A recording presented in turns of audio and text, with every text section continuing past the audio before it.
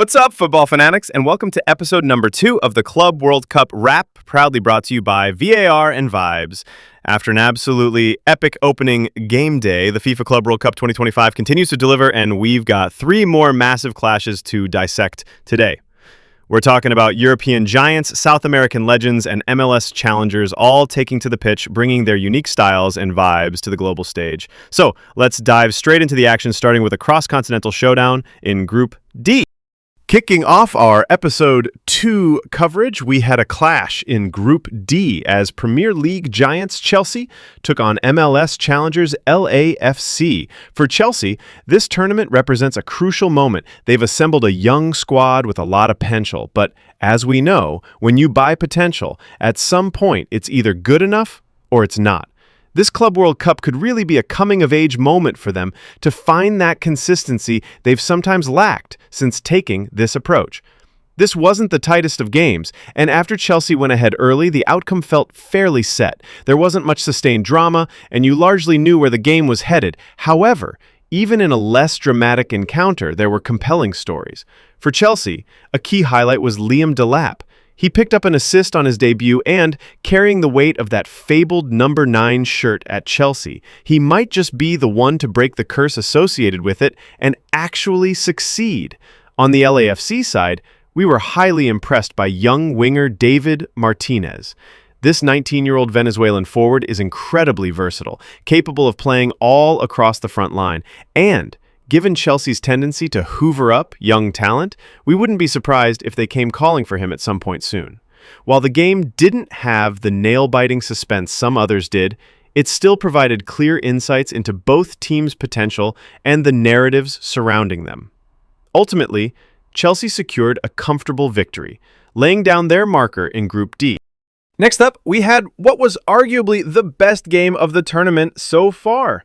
In Group C, Portuguese giants Benfica faced Argentine legends Boca Juniors in a match that truly had a bit of everything. Benfica started strong, dominating for the first 21 minutes, but this game quickly turned into a classic football dynamic. Benfica doing all the playing, and Boca Juniors doing all the scoring. Boca were deadly when they got the chance. They scored with their first real attack through Merentiel, and then, in just 7 minutes, added a second from Rodrigo Battaglia to make it 2-0, leaving Benfica stunned. The atmosphere from the Boca fans was incredible, so loud it genuinely sounded like La Bombonera. However, Benfica weren't out of it. After a VAR review, they were awarded a penalty, and who else but the coolest man in the stadium, Angel Di Maria, stepped up to convert it, pulling one back for Benfica to make it 2-1. The first half was momentum swing central, going back and forth, and ended 2-1 to Boca. The vibes were electric, like the Palmeiras vs Porto game, but with goals. The second half continued with more drama. We saw a red card for Belotti, which was a significant moment for Benfica. Benfica struggled to create from open play, especially with 10 men, resorting to spamming crosses fruitlessly. Boca, meanwhile, largely settled into controlling the game. But then, an incredible twist. Just as we noted Benfica's struggles, they scored from a corner through none other than Nicolas Otamendi. The irony was palpable, with 2 Argentines, Di Maria and Otamendi, scoring for Benfica against their homeland's iconic club. The game descended into chaos with more discipline issues. Remember Ander Herrera, the substitute? He was sent off from the bench earlier. Now, both teams ended up down to 10 men, with Boca, who had been controlling and time-wasting with some dark arts, seemingly losing their collective minds in the final stages. The match ended in a 2-2 draw. This game truly had a bit of everything: 4 goals, 3 red cards, and a penalty. From being a game where the winner was practically through in this imbalanced group, the draw now puts immense pressure on both Benfica and Boca Juniors to get a result against Bayern Munich in their next match. This match was initially expected to decide who joins Bayern in getting out of the group, but this swing of circumstances makes the rest of Group C incredibly intriguing. Our final match for Episode 2 took us to Group D, featuring Brazilian giants Flamengo against Tunisian side Espérance de Tunis. From the start, it was clear Flamengo meant business. Felipe Luis has Flamengo playing some great stuff: slick possession, aggressive counter-pressing, a very European style where you can see the Spanish influence from his playing days. Defensively, they're playing a very high line, often defending set pieces outside their own box.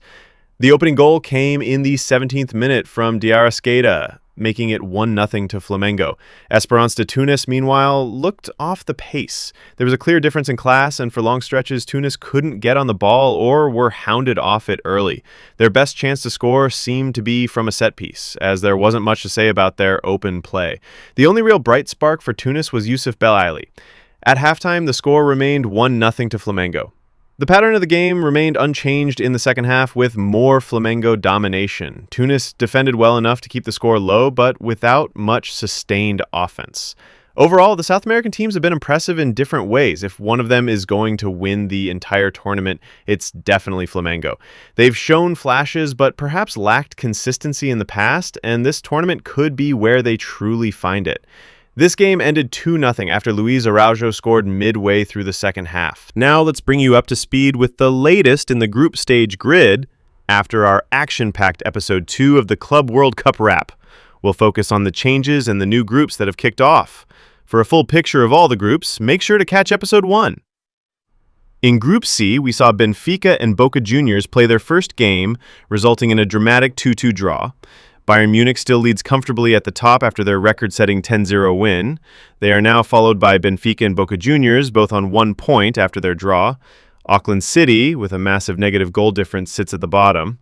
The draw between Benfica and Boca now puts huge pressure on both of them to get a result against Bayern, as it effectively makes their direct head-to-head, combined with who scores more against Auckland, the decider for second place. Group D has seen its first results. Chelsea tops the group after their 2-0 victory over LAFC, and Flamengo is right there with them after overcoming Espérance de Tunis. Get ready for episode 3, kicking off with 4 more intriguing matchups: Fluminense versus Dortmund, Ulsan versus Mamelodi Sundowns, River Plate versus Urawa Reds, Monterrey versus Inter. Make sure you're subscribed to VAR and Vibes and hit that notification bell so you don't miss a single episode of the Club World Cup wrap.